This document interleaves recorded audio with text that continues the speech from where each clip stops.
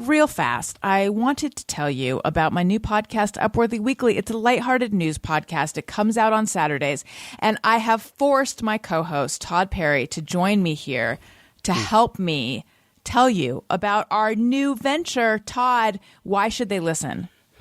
Well, I mean, a lot of people, they think, oh, it's the Upworthy podcast. It's just going to be sunshine and it's going to be unicorns. But you know what? It's really not that. Allison doesn't have the ability. She doesn't have it in her to actually be that person that I thought we were hiring when we did this show. But clearly, after just a couple episodes, the facade dropped. Okay? I thought, she's doing the Upworthy show. It's not going to be like, oh, neurotic, cynical Allison, but no, she's there. So, I try to counteract that with some of my good vibes.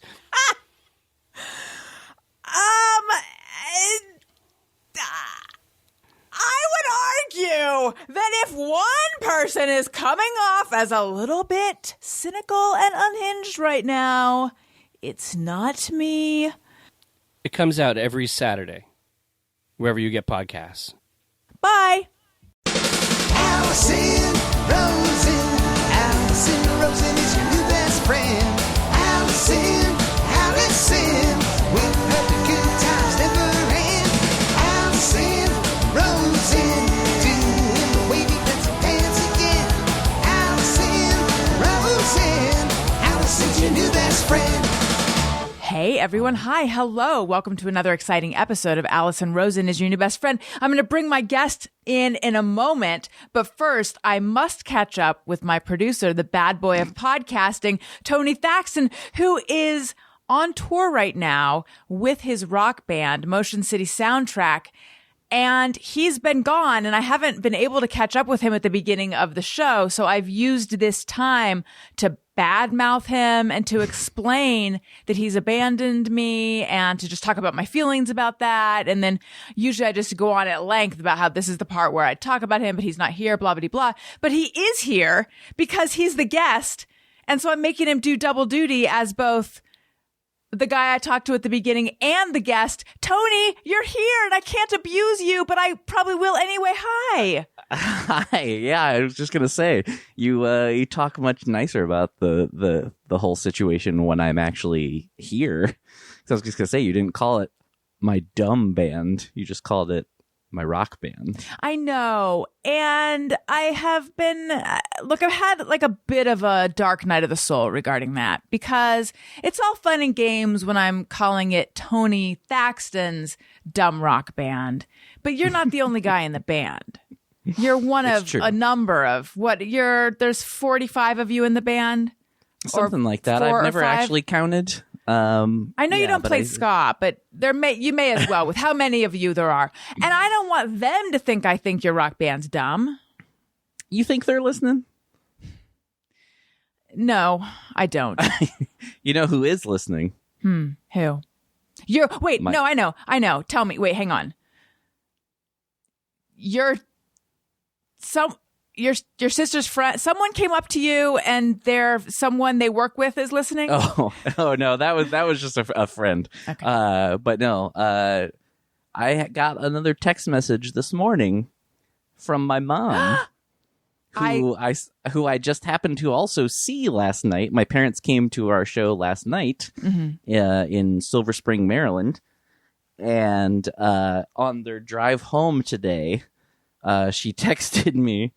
And I made sure I thought I had it ready. Hang on, give me 1 second here. Because I was surprised her and my dad on the drive were listening to an episode, a recent one that you're not on. Yeah, and I was like, that's one you're listening to? Oh my God, I love this. Hello. Well. Uh-oh. You might not when we keep going here. Because it just says, listening to Allison's podcast with RJ City. She's sure giving you shit. Ha!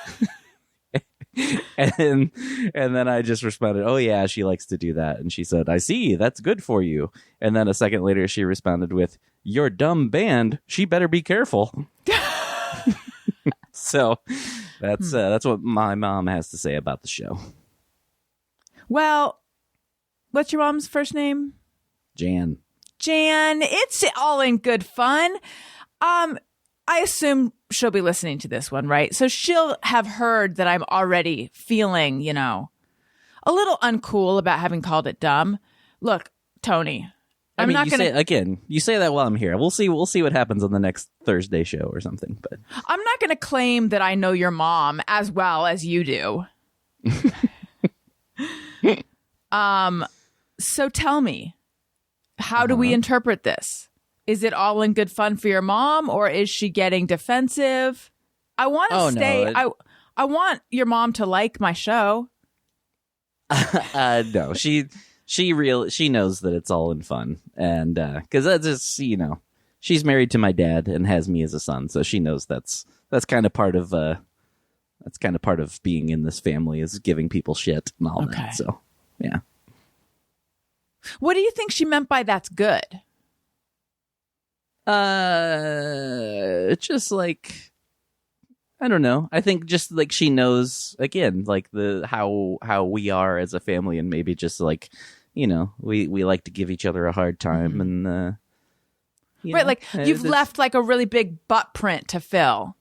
Not saying your butt's big, but like, you know what I'm saying?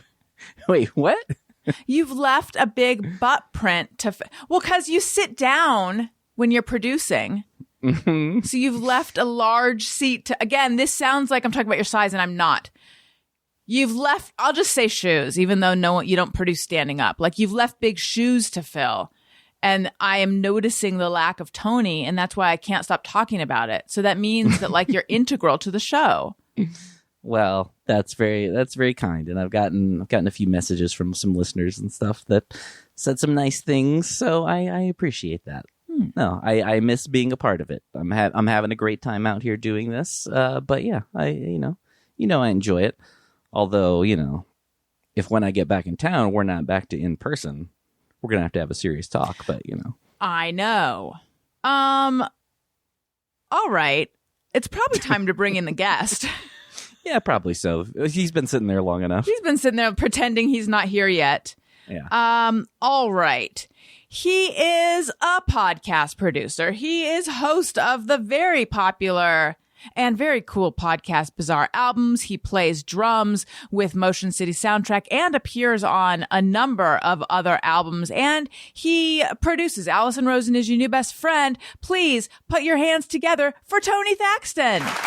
Hi. Hello. I imagine you heard what we just said about you. Yeah, I couldn't help. I wasn't paying too close attention, but it was hard to not hear some of that. Yeah. And some of it was a little hurtful, but I think it was all in fun. I think so. So where are you? I am currently in Pittsburgh, Pennsylvania, birthplace of Joe Quazala, if I remember right. Oh, I believe that's what all the signs around town say. That's right. He does a Pittsburgh accent as part of his stand-up. Yes.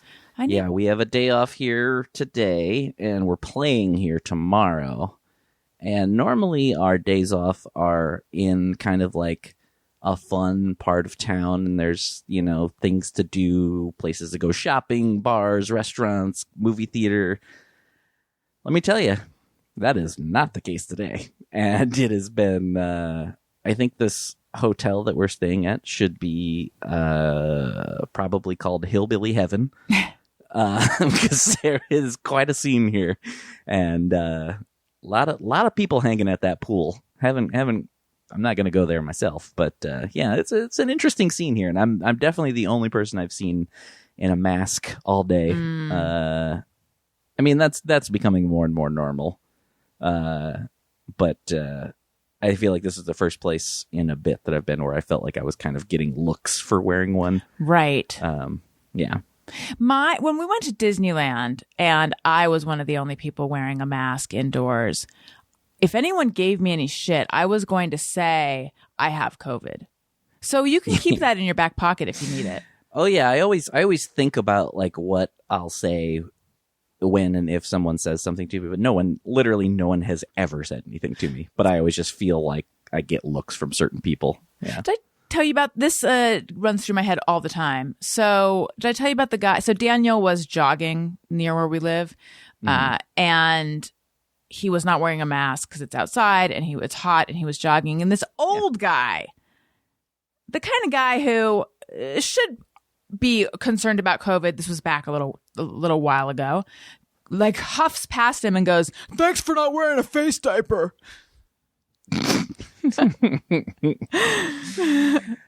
People are cool. And I think Daniel wanted to yell back like, "But I believe in face diapers." It's just that I'm running. I don't know. For some reason that annoys me. So we were both really irritated by that. Yeah. I don't know though. Anyway. Okay. So how long have you been gone now? Good question. What is today's like the 22nd, 23rd? Yeah, 23rd. I left town on the 2nd, I believe. Okay. So 3 weeks. About 3 weeks. Yeah. It definitely feels longer than It that. does. That first week especially felt really long. Like I couldn't believe I was only gone for a week. Just because that was we were just rehearsing for like the first 3 days, I think it was. And I don't know, there was just something about that, even though I was having a good time. It was like, oh my God, I've only been gone for 4 days at a certain point. But yeah, I think it's been really fun. Like the shows every night have been really, really fun. But it admittedly has taken me some time to kind of settle back into all of this. Like the shows, that's totally fine. Like that's where I'm comfortable. But what I wasn't really expecting was the just kind of having to adjust to being around a bunch of people all of the time again. And it took me a little bit. Like I'll admit I was having a little bit of a rough time for the first like week or something like that. But I think I've finally kind of settled in now. And I also was having a really hard time sleeping on the bus for a bit. And that's starting to get better, although it's kind of a little up and down still. But yeah, it's been a bit of an adjustment. Yeah. When you talk about being around people all the time, are you talking about crowds or do you just mean like the crew and the band? A little of both, but honestly, mostly the crew and the band. And I don't mean that as an insult to anyone. It's just I've been very alone for a while. And then suddenly, I think there's 10 of us on the bus. All plus dudes? A driver. No, we have a lighting girl. So 9 dudes and a girl, and then plus the driver. And then, then when you're inside the venue or whatever, you have your dressing room, but then there's the people that work at the venue and stuff kind of going around and all that. And it was just, I wasn't expecting, I was excited to be around people and I wasn't expecting it to be such an adjustment in that way. Yeah. Well, I remember you had, is this for public consumption? I don't know. You had a house guest and that took a little adjustment. Yeah. Yeah, for sure.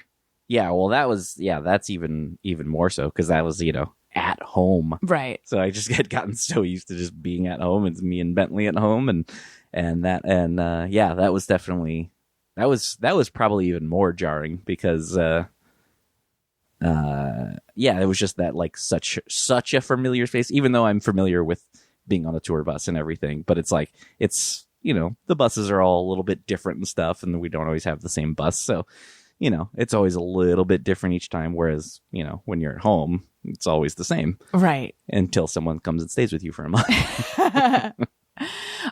So I know plenty of listeners have gone out and seen you on the tour. I know that you received a Bad Boy of Podcasting t-shirt, which I think is amazing. Yeah.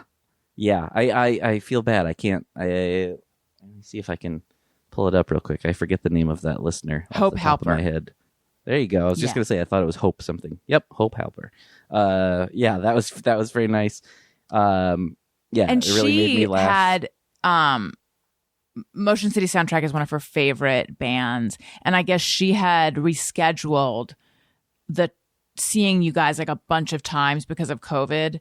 So that I know that was like really meaningful for her to be able to go to that show. She didn't have COVID, but she was just worried about being in a crowd. Right. So. Right. No, and understand it's such a weird time because we've been really lucky. The crowds have been great and there's been great turnouts every night. But also I think there are still like some tickets that have been sold because these shows were supposed to happen in January originally, that some of these people, like some nights there's been like, I think even like some nights, maybe even like a couple hundred that had tickets sold that didn't come. And I know there's all kinds of factors there with either they just couldn't because of the rescheduled date, or they just don't feel comfortable coming to shows right now, which I totally get if that's the case. But yeah, I think we've been very lucky because I've heard a lot of bands are actually kind of struggling a little bit right now. So I think it's a mix of people being really excited and dying to get out and see music, but also a lot of people that are still uncomfortable with it. And I totally get both sides of that. Yeah. Right. Yeah. And it's been weird because of all the extra COVID precautions and stuff that we're doing. Like we don't, unless it's somebody's wife or kid in the band, like we're not having guests backstage or on the bus or anything. And we normally do like a meet and greet thing. Like there's like a special like VIP ticket that people can buy that will do a meet and greet thing. And we're still doing that, but it's like a much more not as close contact, because normally we do like pictures and sign things and stuff, but this is like, you can come to our sound check, watch, and we'll like answer some questions and stuff, but we're not getting like close with the people, and we're not going out and like talking to people afterward or anything. So yeah, there's probably been more fans of this show that have come that I have no idea. Yeah. Are people bummed about that? I haven't heard anything about people being bummed. I think people get it, like how could you not? Right. Like, because it's a weird thing to, it's mostly been great and fun and kind of normal feeling, but there is still that element of like people wearing masks backstage and then not doing these up close things, and just sometimes coming to a city and like, oh, I know, like have these friends in the city that normally you would invite, and they'll come hang out backstage or whatever, and there's none of that happening. So it's a little weird in that regard. But anytime I talk to anybody about it, they're like, oh yeah, of course, I totally get that. Right. Yeah. I'm going to ask you a drummer's drummer question. Right. I don't know if it's really that, but okay. So I read, there was a really nice article about you and your drumming in on the Joyce Manor album in Brooklyn Vegan. Actually, first I'm going to take a detour. I made a comment and I said, okay, let's not get carried away. Because it was just like, how many nice things do we have to say about Tony Thaxton? My God, people, have some self-respect. And then you wrote, H-U-H under it, which is like, come on, Tony. I think you get where I'm coming from. We just took all the fun out of my trying to be mean. Yeah. And exactly. I was like, must I explain? Did you just watch a TikTok for how to deal with someone who's being passive aggressive or something? Is this a tactic? What's going on? I'm speechless. Explain your please. Well, part of it was me kind of just mess with you back, but also there was partially some realness to it, because I was like, because of what you said, it wasn't like specific necessarily. So I was like, kind of like, like, what are you referring to specifically? But also knew that you were just kind of fucking with me. So, okay. Yeah, it was a little of both. Well, I hope my explanation connects the dots for you. It reminds me of when you posted a photo of me taking a photo of Jimmy Pardo and me. And you said behind the scenes photo. And then I said, you're fired. And then, oh, by the way, I told Pete he's fired too. So I've spread it around now. And what about Jeff? Don't leave him out. I've never jokingly fired him. His time will come. But then I realized that's Donald Trump's catchphrase that I'm jokingly using. That's not fun. Well, it's one of your favorite guys. I know, but I don't want to be so cookie cutter, you know? Yeah. Yeah, but when I wrote that and you're like, huh? Or what do you mean or something? And I was like, boy, this guy needs a lot of hand holding. Anyway, so I read it today, though. I read the nice words about your drumming, which were very, very nice. They were very nice. So say it again. Oh, no, I just said, yes, they were very nice. I was kind of blown away at how nice it was, yeah. And so I guess the band initially thought of Josh Freese. Yeah, which I did not know. And that's even more reason I was very flattered by all this, yeah. And they reached out to Brett of Epitaph Records, and he said, I would actually recommend Tony Thaxton.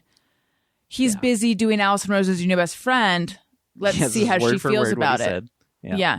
And then they called me and I said, I don't think that's going to work. But then they stole you anyway. No.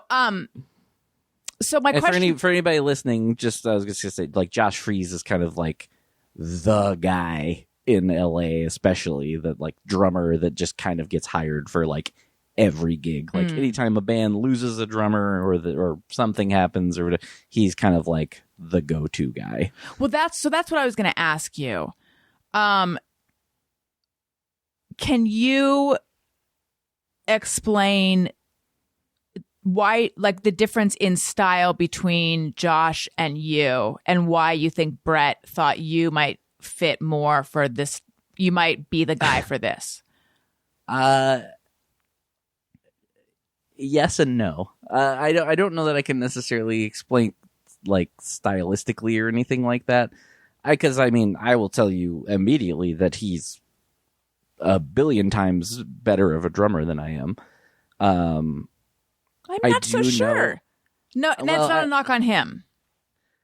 I do know that Brett is a fan and has always said really nice things about my drumming, you know, for 20 years now. And, you know, I don't mean to sound cynical because Brett is awesome and he's always been good to us. But, you know, I do think that probably some of that might have been like, well, Tony would be good and probably way cheaper than Josh Freese. If I'm really being realistic, that's probably what a lot of it was. Yeah. Okay. Well, be unrealistic then. What could be a non-financial reason? Or could there be a non-financial reason? I mean, sure, there could be. I don't know. I don't know if I feel comfortable answering that for somebody else. Okay. I don't know. You don't have to. I don't know. Like, I think I'll say this. Here's my best guess. Josh Freese gets hired a lot by people. Like I said, sometimes like a drummer leaves or whatever, or maybe just it's an artist that already exists that goes out on tour but doesn't have like an actual band. Like maybe they just had a bunch of studio musicians on their record and then they need to hire a band for their tour. And like he gets a lot of those gigs also. So like I think a lot of times he comes into situations where like these songs are completely written and all the drum parts are written and stuff. I'm guessing here. This is totally a guess. Yes. Whereas in this situation, like these songs were like kind of written, but no one had played drums to them yet. And Brett likes the drum parts I write. I don't know. That makes sense. Yeah. That's just a guess. In my brain, for some reason, I associate Josh. Now, I was saying Freese, but I'm hearing you say Freeze, so I'm going to go the Tony way. I associate Josh Freese, Brooks Wackerman, and Suicidal Tendencies. Is there a link? Is this a thing I need to Google? I don't know for sure. You're probably right. I don't. Well, because Brooks Wackerman, he played in Bad Religion for a while. Okay. And then, and Josh Freese has played with everybody. But as far as now, I've already forgotten what band you said. Suicidal Tendencies. And also, do you remember a band? They were only around for a very short while, and they think they have some Orange County connections. They were called Extra Large with an X. No, I don't think so. Okay. It was, you know what? This We can look them up later. I feel at times like I've heard them almost sort of like they were almost like a joke band, but I enjoyed some of their songs, and I don't know if you're allowed to or not. Hey, like what you like. I'm trying to be better about that. I also liked a few Ugly Kid Joe songs, and I'm just going to own it. Oh, I had that CD back in the day. Okay. There's a great video of me and my sister lip syncing to I Hate Everything About You. Oh, my God. I would love to see that. And then, so there's been a lot of chanting of Tony. Like, does this happen at every show? No, no, not at all. It happened the very first night in Chicago, and that's it. That's the only night it's happened. Yeah. People need to bring it back. I have solicited some questions for you because people have a lot of questions. But first, let's just talk about the fact, and you and I talked about this before the show, but I have gotten into wrestling a tiny bit, Tony. It's weird. And it's not. I'll admit, I was, be the guy that brought RJ and your admiration of wrestling to the show, and then you book him on the show when I'm not around. I know. Well, look, we've stolen each other's friends. You stole Mary Lynn Rice Cub from me. I mean, you didn't steal her, but I mean that was all an exaggeration just to get a little rise out of you. Well, it worked. It worked, okay?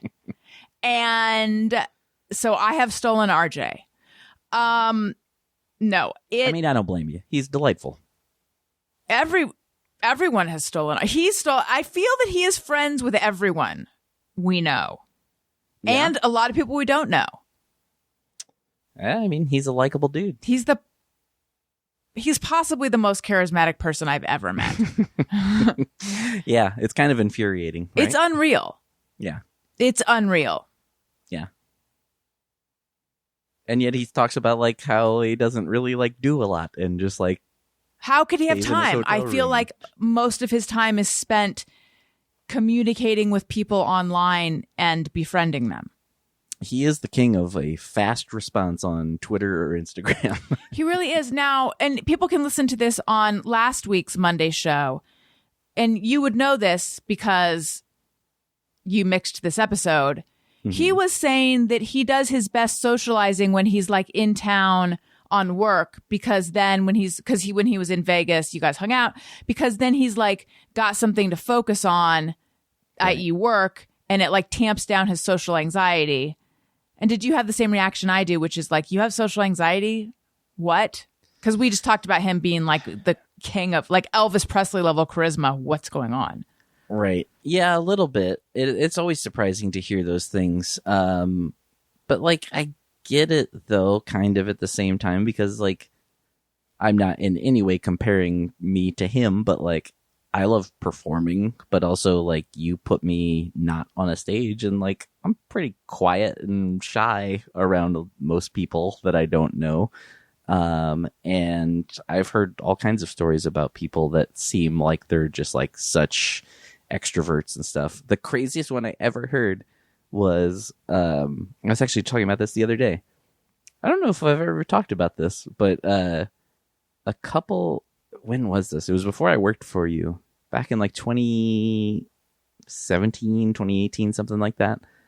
I was on the sitcom Speechless that John Ross Bowie was on. I didn't know this, unless I did and have forgotten. I mean, I'm making it sound like more... I was basically a glorified extra. Like, and it happened because of John. They needed a drummer for an episode where it was going to be like him... kind of playing with his old high school band again. That's cool. And so like I didn't speak or anything. And I was just very quickly in the end of the episode, but the band was, which is funny that it was supposed to be old high school friends because we're all so different in age. It was me, John, and Kyle Gass from Tenacious D. Oh, cool. And so that was like very exciting for me too, because I love Tenacious D, and it blew my mind. Like, because John and I were kind of nerding out with Kyle talking about Tenacious D. Mm-hmm. And he told us that before every show they play, Jack Black is a nervous wreck and has huge stage fright. Huh. And that's insane because he that might be the most charismatic dude ever. Right. Like once he's, yeah. Yeah. Oh, that's so interesting. Yeah. Yeah. Yeah. I'm sort of fascinated by that performer who turns it on, but like at a party, they're just sort of a shrinking wallflower, like that sort of, that binary thing. But then every now and again, I'll meet a performer who is so charismatic on and off. And then I'll think it's usually an actor. And I'll think to myself, oh, that must be not that they're not talented, but like that must be how they book all these roles because they just are charming the pants off everyone. Like I remember, this is like and again, I'm not knocking any of these. I'm not even going to say a name. Actually, I'm not knocking any of these people. But I remember I met someone who gets a lot of roles and is like out there and a famous person. When I was doing the Adam Carolla show, and he was like waiting his turn, and I was just, I think I was even like auditioning for the newsgirl job at this point. I don't even think I'd had the job, and I was just waiting in the little kitchen-y area, and he like put out his hand, looked me in the eye, shook my hand, introduced himself to me. I remember his jeans were like, his shirt and his jeans were new, and he was talking to me, and apparently Tom Cruise does this too, and it wasn't Tom Cruise. Ken Marino is also very personable and attractive. I've lost the point of what I was saying. On the same note, I will add Paul Rudd to that. I got to meet him a few years ago, and he was exactly what you think he would be on and off mic. Yeah. Now you know Paul Rust. I do. Yes. I found him to be very personable when he was in my house, and very like infectiously personable and charismatic. In a little more of I didn't get the sense, well, he was homecoming king or prom king or something like that. So he also has that quality. Yeah, he does. He's a very nice dude, and he's very funny, and yeah, it's a likable guy. Yeah. What were we talking about, Tony? What is going on here? Yeah, how did we get here? I don't know.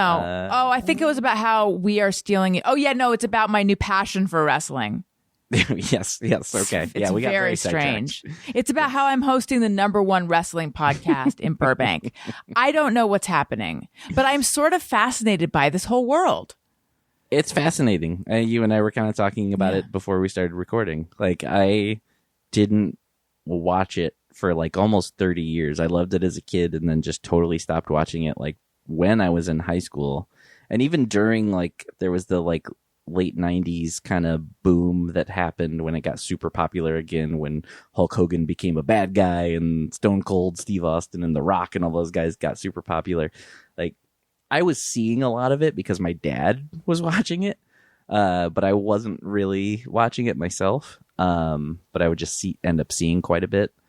And yeah, I didn't watch it for so long. And but yet, even when I wasn't watching it, I still found the real world side of it very fascinating. Like, I would literally read books by old wrestlers and watch documentaries and stuff just because, especially in those days, like in the 80s especially, there was still, and I know RJ talked about having some skepticism of like whether there was a time that people really thought it was real. Right. But absolutely they did. I remember this specifically. There was a specific episode of 2020 in like 1984 or something like that, where John Stossel got slapped by a wrestler. There was this whole thing with a lawsuit and all this, like, oh wow, because they were trying to like, is this real? Is this what? And yeah, there were all, that was like a thing, and like wrestlers used to not be allowed to, like, if there were good guys and bad guy wrestlers, if they ended up going to the same bar, like the hotel bar or something after the show, they weren't allowed to talk to each other. Right. Wasn't that a whole that's my memory too a little bit, was that like that's the whole thing, is you could not get them to admit that it wasn't real, in the same way that like magicians won't tell you how they do their tricks. Yeah. Like wrestlers would not admit it. Yeah. And I think maybe to go with like RJ's point, like, I think people probably deep down knew, but there was still that little bit of like, well, but is it? I'm about to say something that's going to insult so many people.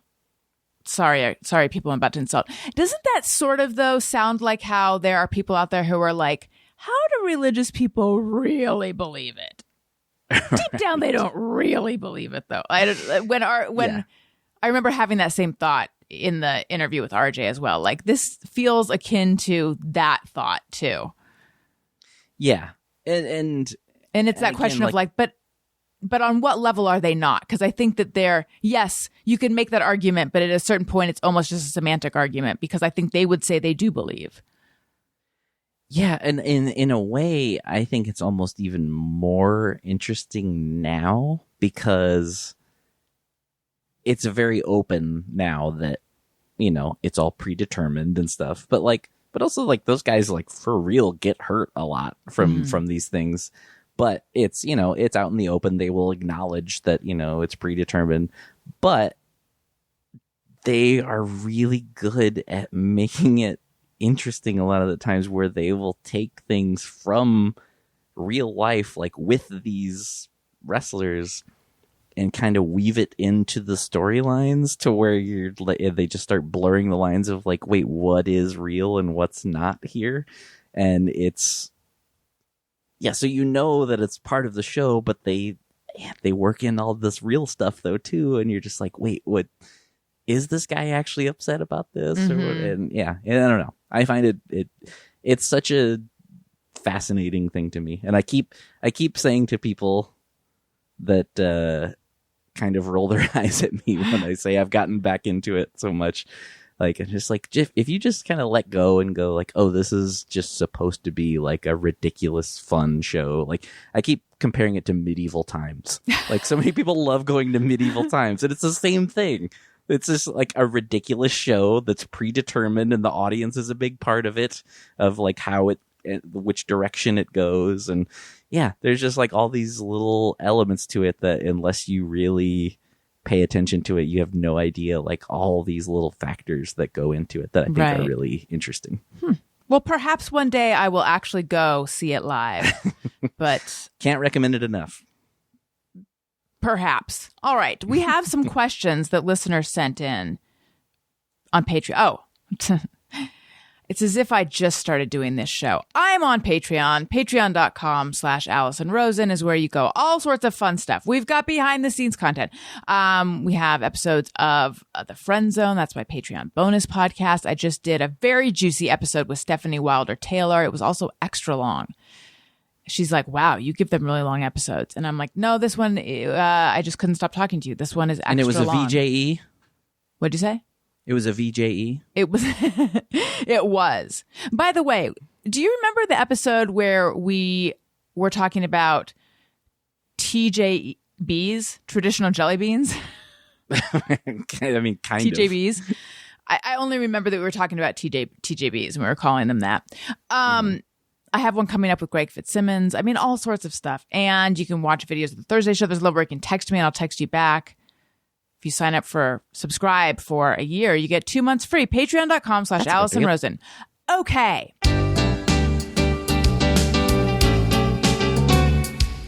When we ask, they send them in. They're wondering how you have been. So thanks so much for answering these questions from our fans.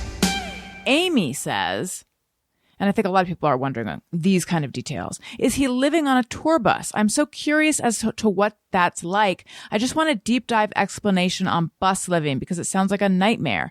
How much room is there really? How many people? Do people throw up? What's the bathroom? Is there a kitchen? Do they use it? What do you cook on a bus? All right. I mean, I talked about a little bit of this already. I believe, like I said, I think there's 10 of us and a driver. So yes, the 5 of us are tour manager, sound guy, guitar tech, drum tech, light girl, and merch. Yeah, so 10 of us, and then our driver. And there's 12 bunks. So everybody gets their own bunk, and then we have like 2 what are known as junk bunks that we can just kind of like throw our backpacks in or something. And then there's a front lounge, and there's a back lounge. The back lounge is The front lounge is much bigger than the back lounge. The back lounge usually doesn't get used all that much. It kind of ends up becoming like another storage-y kind of thing. Not you can hang out back there, but there doesn't tend to be a lot of hanging out back there. And in the front lounge, there's some TVs. There's multiple refrigerators and coolers. Multiple seats. There's even like a couple little desks, kind of, for lack of a better way to put that, desks. Kitchen would be a strong word. There's a sink and refrigerators, but there's nothing to like cook things. Like if you wanted like a George Foreman grill or something like that, you could, but we don't have one of those. Let's see. What am I leaving anything out? Bathroom. There's one bathroom, and it's very small. You can only pee in it. So let's say you need to go number 2. What do you do? Well, so for that, you just have to go somewhere else. Hopefully you're at the venue, and so you can just go inside the venue. Or because what happens is normally we drive through the night. It depends how long the drive is. Like some nights, the bus call, like actually last night, our bus call was like 3 or 4 in the morning, which meant that like everybody had to be back to the bus by 3 or 4 in the morning, and then the bus drove to Pittsburgh. And so you just sleep during the drive, and you wake up and you're in the next city, which, it's not the easiest sleeping in. It takes some getting used to sleeping in it. I used to be too used to sleeping in it, and then I had trouble sleeping when I was at home. But it's, compared to the early days of being in a van and trailer and doing all the driving between the 5 of you in the band, like, it's a fucking huge luxury. It's nice to just wake up and be at the venue or in the city you're going to. And some nights the drives are longer than others, obviously. Some nights you might have a midnight bus call. Sometimes bus call might not be till 6 in the morning. But yeah, it's not perfect, but it's head and shoulders above a van and trailer. But like what I'm hearing is the picture you're painting is, and I don't know if you're purposefully glossing over this and letting us draw our own conclusions, or if you've already moved on and I'm just still stuck in shitland. But really what I hear is, think of the last time you woke up in the middle of the night to take a dump. It's been a long time. Probably that's not part of your life. And that's when the majority of bus time is happening. Yeah, I will say I personally have been very lucky that has... I shouldn't even say this out loud. You're jinxing it. Yeah. So I'll stop that right there. But is there ever a situation where someone on the bus is like, we got to pull over? Yes, that has definitely happened. I won't name names. Is there a code word? No, I think it's just like a moment of panic and having to like say to the driver, hey, and there's been things of like where just nothing could happen fast enough, and people have had to go in a trash bag out of an emergency. Yeah.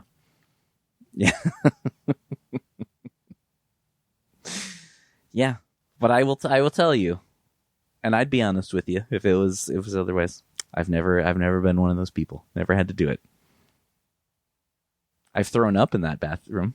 Is that allowed? I'm not supposed to. I'm not supposed to, but I did. Did they bust you? Sorta. I think that's much less of a big deal though than taking a shit in there. And why is there this rule? I don't know exactly, but it has something to do with like the tank, and it's just gonna then just like sit on the bus, I think, then and stink everything up. I think is really the reality of it. I'm scrolling back in my head, and I'm thinking like, because I'm imagining like a movie trailer would have the same rules, right? I think you can go number 2 in those. I think. I'm just thinking like because those I are know stationary. I don't know. I don't know why. I don't know. They flush. Do Yeah. tour buses flush? Yeah, but it's a pretty weak flush. And I'm just like, did I? Have I ever? I don't know. I don't have a memory of it, but I don't know. Boy, this is not something I want to have to worry about. Because here's the thing, and this is maybe some information you don't want to know, Tony, but it's like when you're a gal and you're dealing with your period, there can be surprise bonus situations happening. Right. Yeah. You know, and you can think like, oh, this is strictly a number 1 situation. And then suddenly it's like, hello. Yeah. Didn't know that was happening. I'm fully aware that most situations are more difficult being a woman. Thank you. Yes. Was looking for that. Okay. I understand. Obviously, I can't fully understand it because I haven't experienced it, but I get it. Thank you. You've been trained well. Parker Granis wants to know, at this point, you're an accomplished professional drummer, but do you still practice, work on certain improvements, rudiments much? Rudiments much? No. But I want to say yes, but reality is not that much. Like every now and then I might see or hear something that I'm like, ooh, wait, what is happening there? Because this is going to sound more conceited than I mean for it to.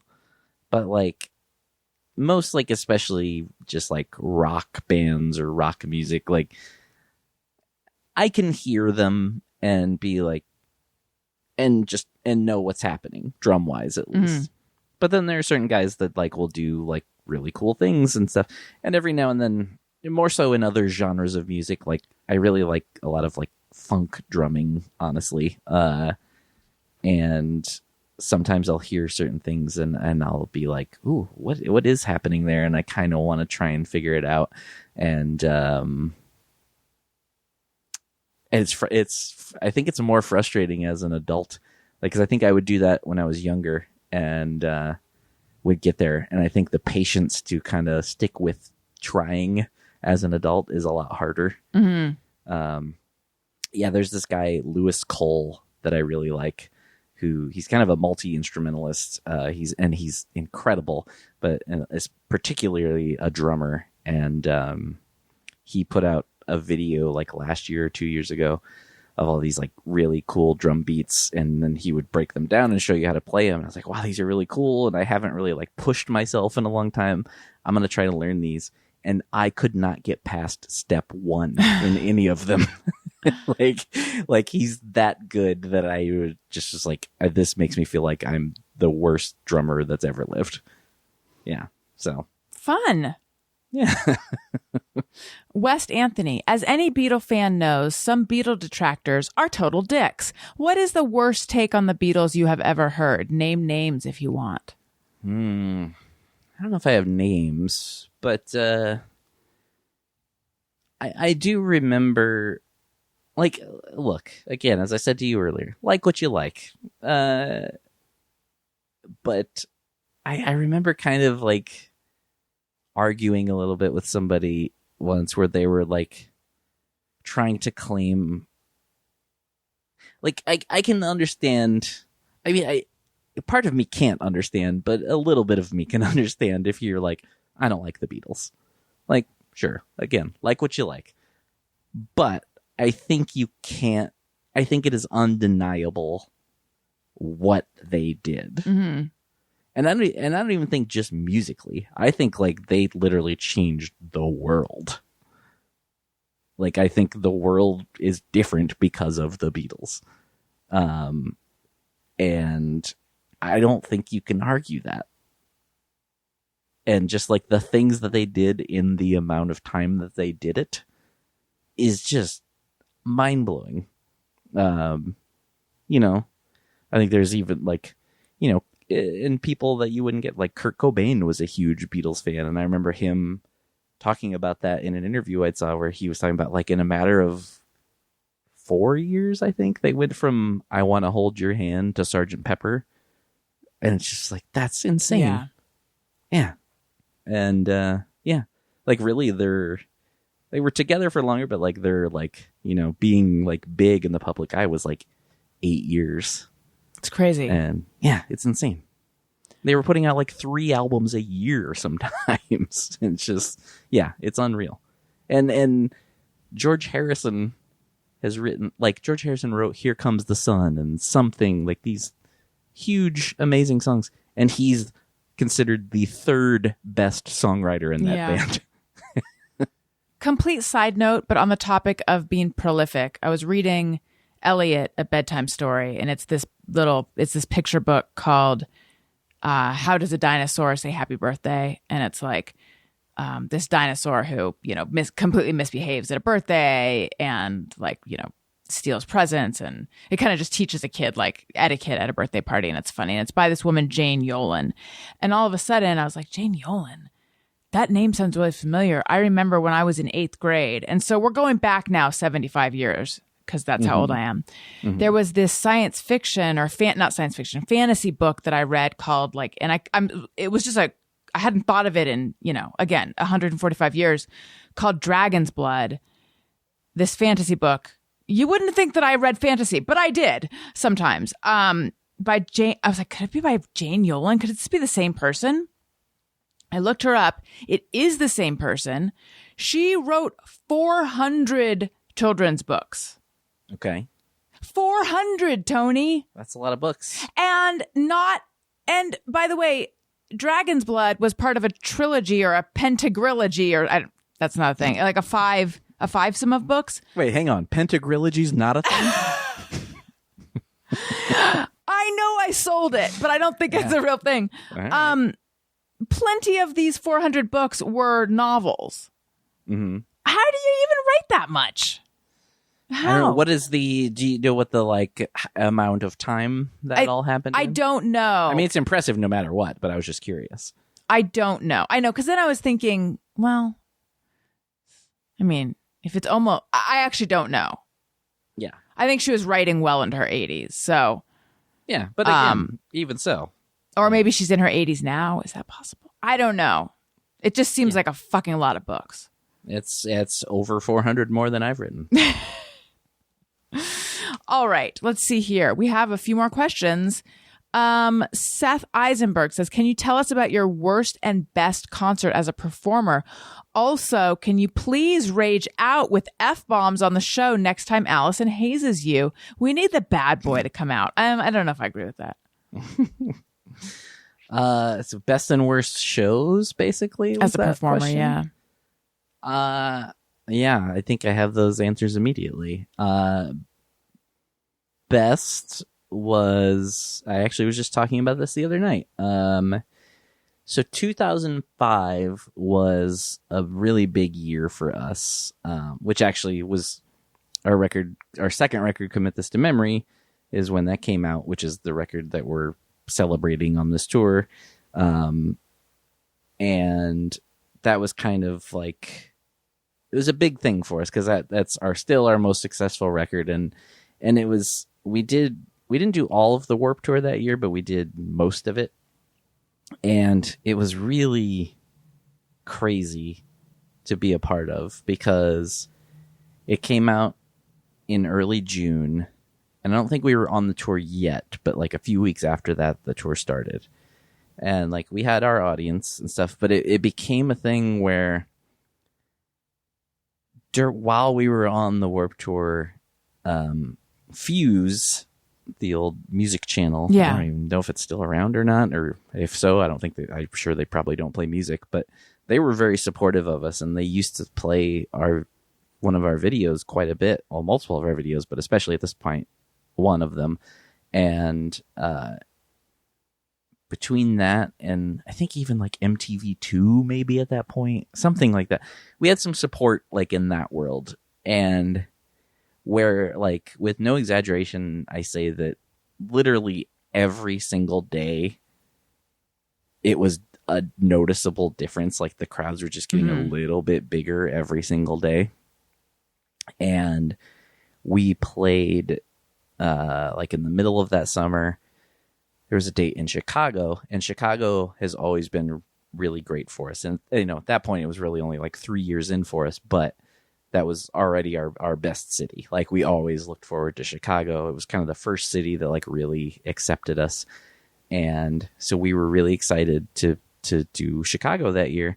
And with Warped Tour, I don't know if I've ever talked about this before, but you literally don't know when you're playing until the morning of. Oh my God. Because they mix the schedule up every day. Oh my God. So you're lucky you don't have to put on a face full of makeup, Tony, because that would be a nightmare.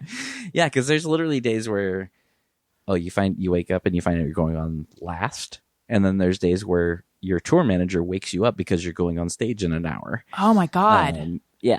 So we were excited about Chicago, and then the schedule comes up and we see that we are dead last that day, which is not a good spot. Like, no, everyone's going home. Yes. And when I say dead last, I don't even mean like on our stage. I mean for the entire festival. Yeah.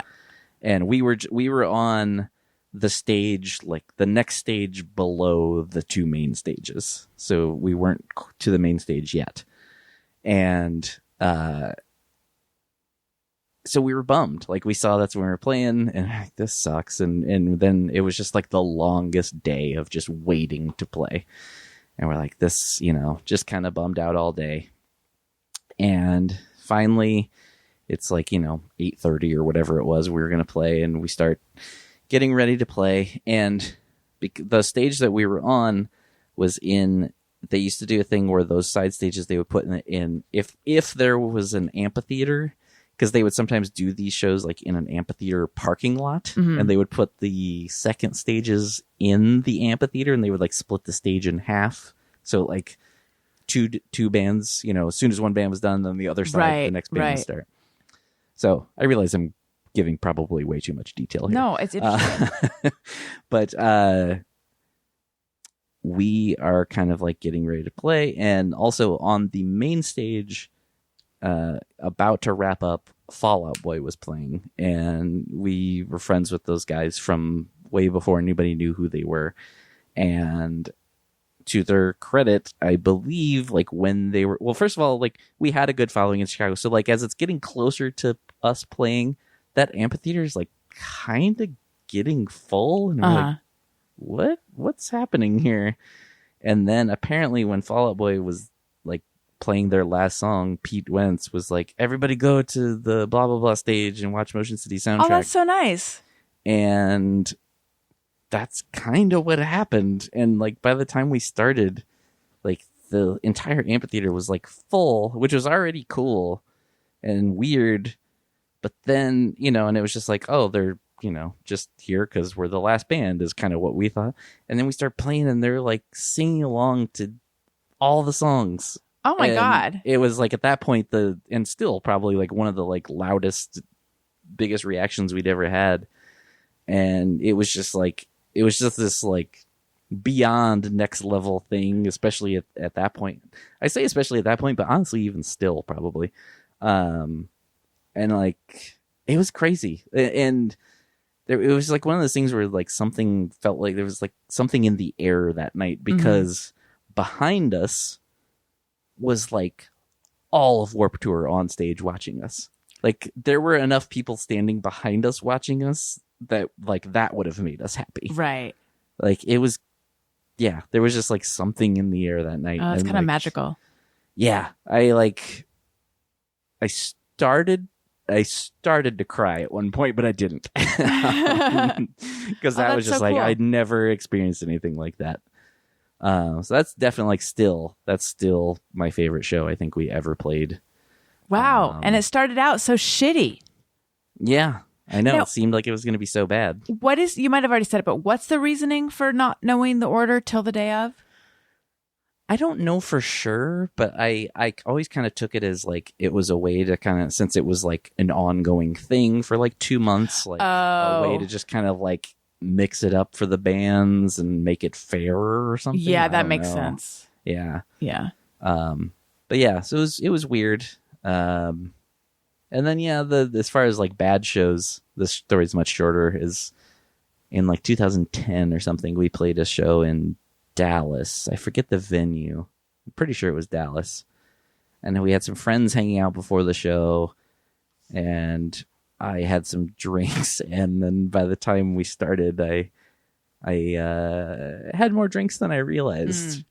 And that set that we did that night literally started with drums. And when I say started with drums, I mean I was the only person on stage.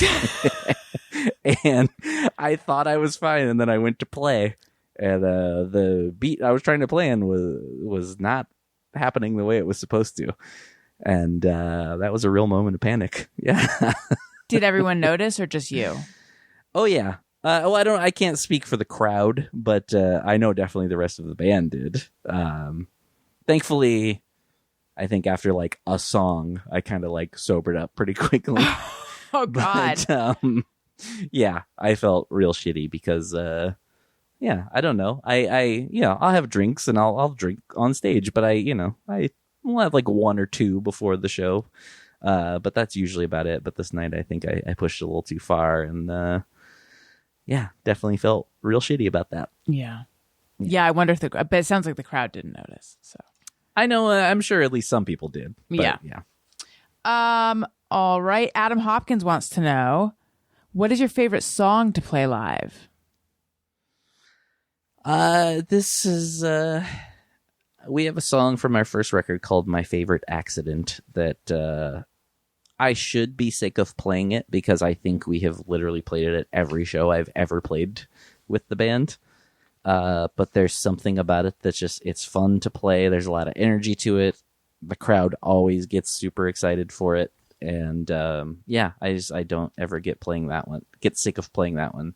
And on this tour, we've been playing it like it's the second to last song of the night, and which I think is like a great spot for it because like I know that we're almost done at that point, and I feel like I can kind of like dig in a little more and just like kind of just like really put all my energy into it, kind of. And it's it's really fun.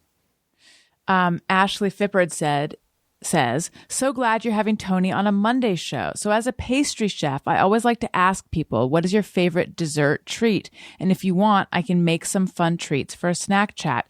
Yes. How did I miss that we have a pastry chef listener? Although now I feel like maybe we have talked about this. But anyway, yeah, Tony, she would like to know, what is your favorite dessert treat? And this sounds like a snack chat drop. Snack chat. Well, she didn't specify pastry.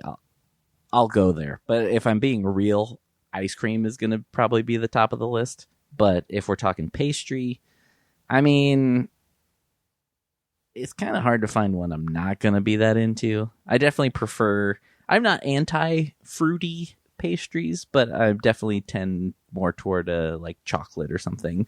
But I don't know. I love a cake. I love a cookie. I don't know. My mom brought some homemade chocolate chip cookies to the show last night. Nice. I think usually on my birthday, if someone gets a cake, it's usually a Tres Leches cake. That's kind of my favorite. It's a solid cake. Yeah. Tony, you've missed a couple important yes please or oh pleases. For anyone who only listens to Monday shows, this is a segment where we speak our mind. We're looking for hot takes. People get canceled on this. We're not looking for diplomacy. And we talk about the topics that are affecting America. And we talked about peanut butter cookies, and we also talked about white chocolate. Where are you yes please or oh please on peanut butter cookies and white chocolate? These are separate shows.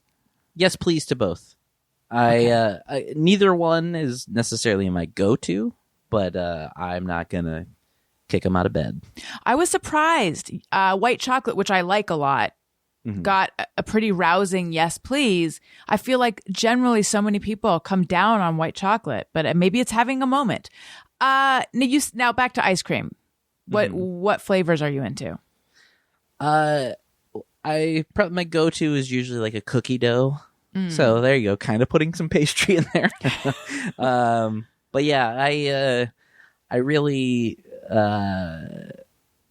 I love ice cream. Normally go cookie dough, and then not to get all like sad boy sounding, but you know, the last couple like 2.5 years, like once my divorce started, back then, like way too much ice cream was being had every night, and that continued well into the pandemic and beyond. And so yeah, there was a lot of late night Ben and Jerry's pints being consumed. Usually the Tonight Dough. Is that's a cookie dough situation? It's a cookie dough thing. It's the Jimmy Fallon themed cookie dough ice cream. I forget what all is in it, but yeah, the other one they have one called Americone Dream. That's a Stephen Colbert ice cream. Yeah. Apparently, I only like their late night talk show themed ice creams, Right. because those literally are my two favorite. And there used to be a different Jimmy Fallon one when he was before he was Tonight Show, when he was late night, and I think I liked that one even more. I can't remember what all was in it, but there was fudge covered potato chips in I it. remember that. It's interesting was that you like delicious. their late night TV show flavors. Yeah, it's unintentional, or maybe subliminally it's not, or something. I don't know, but yeah. Where do you Big come fan. down on a banana split? Oh, wait, you hate bananas. What am I doing? Get the fuck out of here. It's like I'm trolling you. Yeah. I really wasn't, at least not consciously. I'm cutting that out of the episode. Well, then I don't want to disgust you with this story, but we were at my parents' and Elliot was sad because the restaurant we were ordering from didn't have the dessert he wanted and blah, blah, blah. My mom had a lot of bananas. You would have been appalled. And I said to him we could make a banana split, or maybe my mom said this, and he was excited by that because he'd never had one. And so then when it came time to make the banana split, my mom said she'd make it for him. And then what she handed him was a bowl with ice cream in it with cut up bananas on it. And I was like, oh boy, that is not what I thought he was going to get. And I wonder how this is going to go over. And he, of course, was like, this, in his quiet little voice, was like, Mommy, this wasn't what I thought I was going to get. And I'm like, I know, it also wasn't what I thought you were going to get. And I guess it just turned out that my mom didn't have like a, long enough dish or whatever. But I know you hate bananas, but would you also have been disappointed? Well, yeah, because there's bananas. But hey, again, if you like bananas, I'm not going to stop you from eating bananas. Yeah. But just keep them away from me. I get it. All right, let's see. I think we have one last question. John Ketterling says, what is Tony's favorite Bizarre album of all time? What music does he listen to when he's doing household chores, making dinner, etc.? I'll answer the second one first. Lately, for the last couple of years, I've been on a big, kind of late 70s, early 80s new wave kick, kind of. I love Joe Jackson and Squeeze and bands like that, which are bands I kind of liked for a while, but for some reason in the last couple of years, I just really grew to love them. I've really been bad with keeping up with new music, and then music that is new to me, I just tend to keep going backwards, and it's new to me, and I love it. So that's kind of been my big thing for a while now, is that kind of stuff. And then the Bizarre Albums thing, I think my favorite one that I discovered, not that I discovered, but for myself, I had no idea that this record existed, and I just stumbled into it at a record store. It's a record called Jan and Dean Meet Batman. And are you familiar? Jan and Dean? Yeah. They're 60s singing duo, and they were friends with the Beach Boys, and very Beach Boys sounding songs. And they even they would write for the Beach Boys, and Brian Wilson would write for them and stuff. So that's what they sound like, is the Beach Boys basically. And in 1966, they made this record called Jan and Dean Meet Batman, because it was right when the Batman TV show was getting popular. And it's this really crazy thing where there's 6 songs maybe on the record, but then in between the songs are skits that is just a comic book basically being Right. played out. But what's insane about it, so it's like basically sounds like the Beach Boys singing about Batman and Robin and all this stuff. And the songs are good. They're fun songs. And then for these skits that happen, there was a weird thing where they recorded the record, and then after they did it, they found out DC Comics told them that they could use these Batman characters for the songs, but not for the sketches. Oh. Which makes no sense. I don't understand why. So they had to then re-record the sketches with like just made up characters.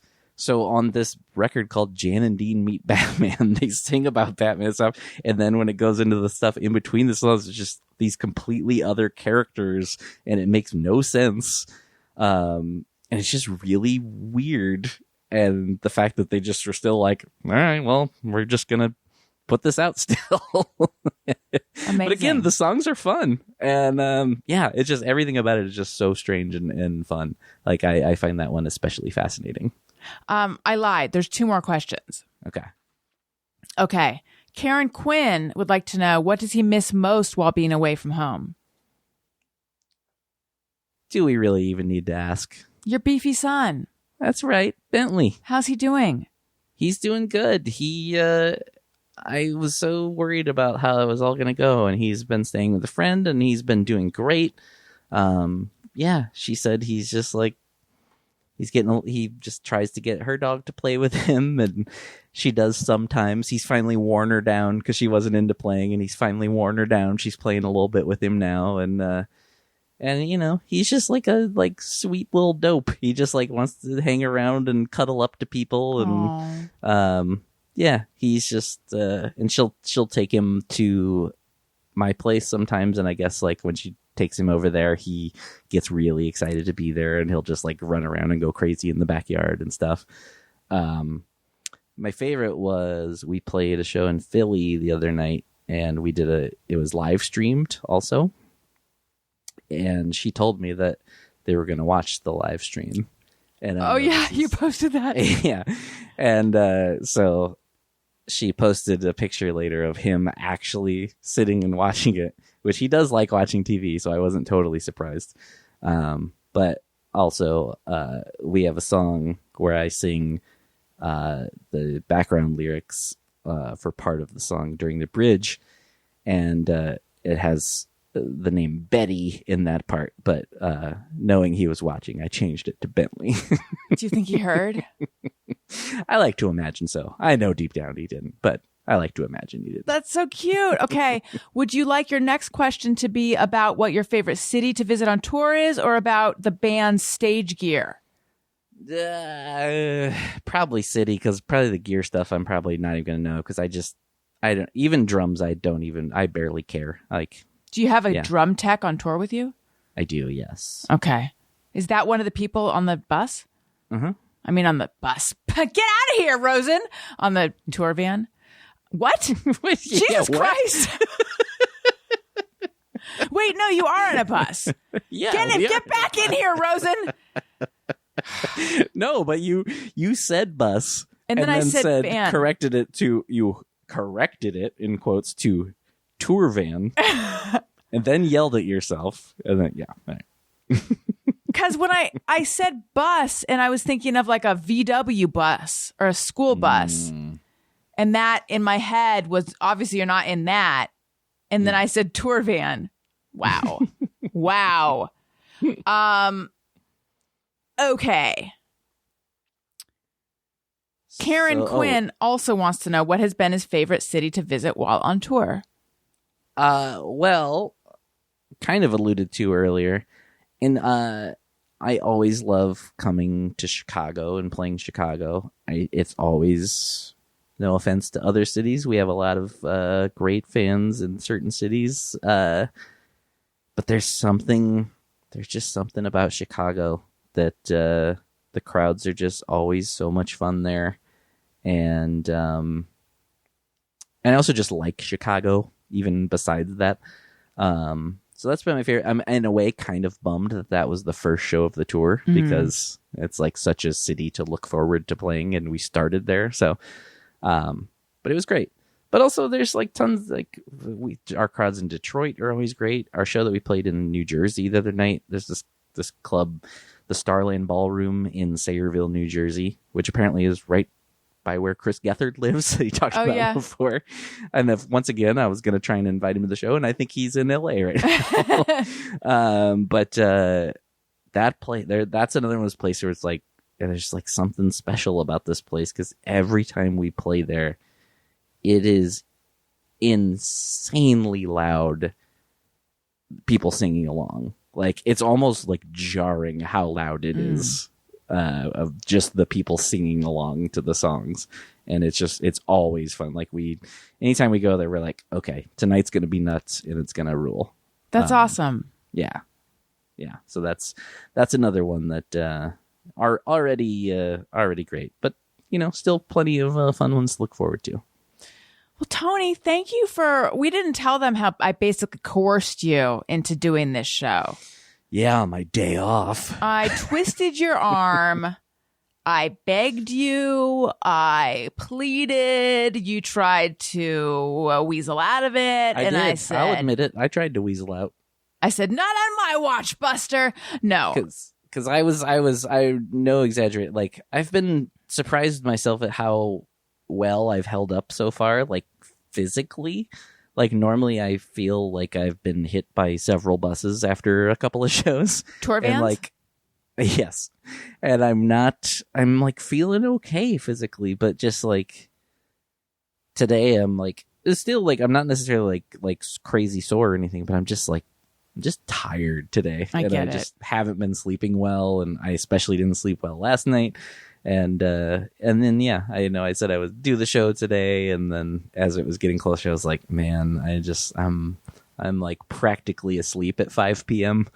and it was like really seeming like a whole thing to like even just get out of the hotel bed that I was laying in for a little while. So, but I rallied. I know. Well, I hope the 2 paragraphs I sent you followed by, which, but not doing it is also an option. I hope you knew that you actually could say that it would not be an option. I know, but you knew deep down that I can't handle some guilt. I wasn't trying to guilt you. No, I'm not even saying you were. I'm just saying then I would have felt guilty if I actually had not done it. And yeah. I mean, it was just like it was just one of those things where there are some days or some situations where it would have been like absolutely no problem at all. And then there's some days where it's like, oh shit, I don't know what I'll do. I could figure it out, but it is a pickle. And it was more of a pickle today. Hence I was trying to be like, is there any way we can make it happen? But then it did. And thank you. I appreciate it so much. It had to happen because, somebody had to reschedule the recording that they were going to do yesterday. And it wasn't the guest, it was the host.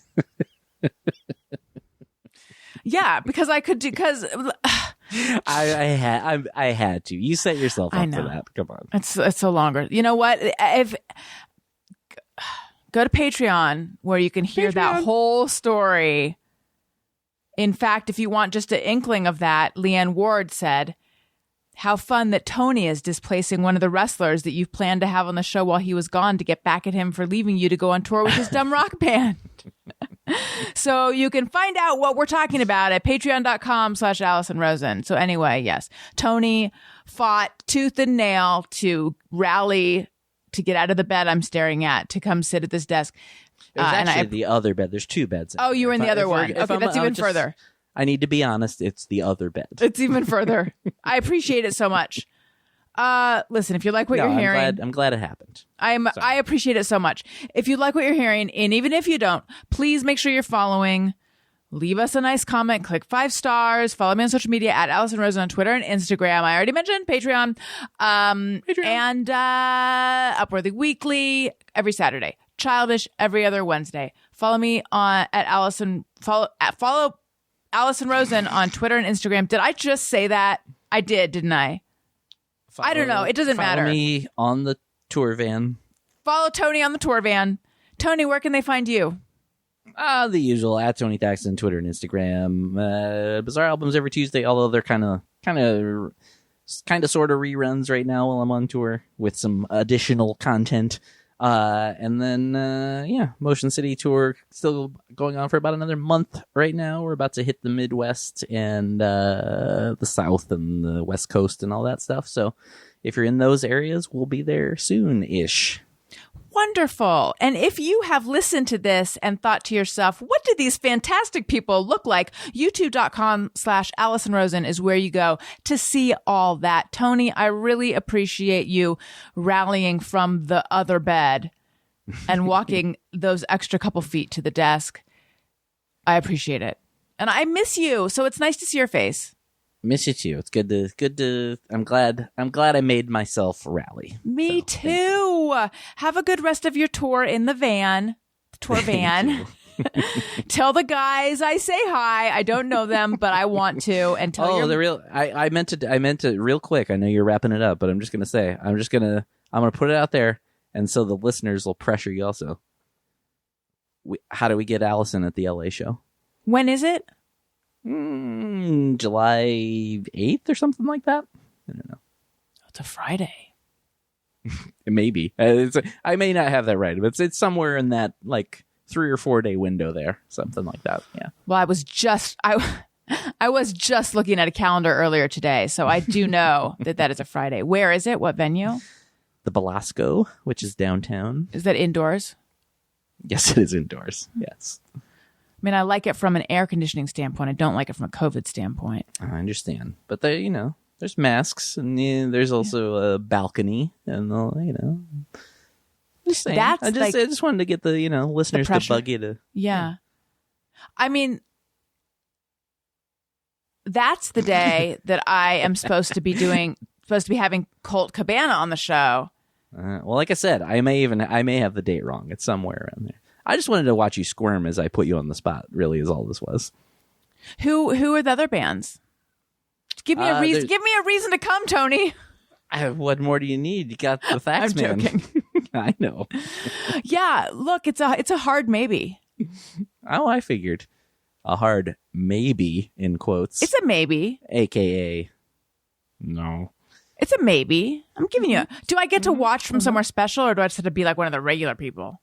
There could definitely be something special. There's definitely a guest area. It's a little weird because of COVID times, but there might, I'll find out about that, because that venue does have these kind of like balcony things on each side of the stage that I don't know if they're still going to be open for this, but I think. By the way, that is the most obnoxious question I could have possibly asked. I can't believe that just came out of my mouth. And now that's out there. And here's the problem. That is like saying to someone who invited you to fly somewhere, like, do I have to, is there a way I could fly private? And they're like, there's a chance you could come on the jet. And now I have to go. Yeah. What have I done to myself? You blew it. See, this is all part of my plan. Get you to squirm and eventually realize you have to go. Because that was the most obnoxious thing I just asked. And now it's like, if there is this opportunity, I have no excuse not to go, because that's truly that is the royal treatment. I mean, I would have to see about a babysitter for that night. We'll talk. I believe it's all ages. Just saying. Wait, for real? Yeah, we usually play all ages. So, like a 5-year-old and a 3-year-old? Yeah, we have kids at our shows sometimes. Really? Yeah.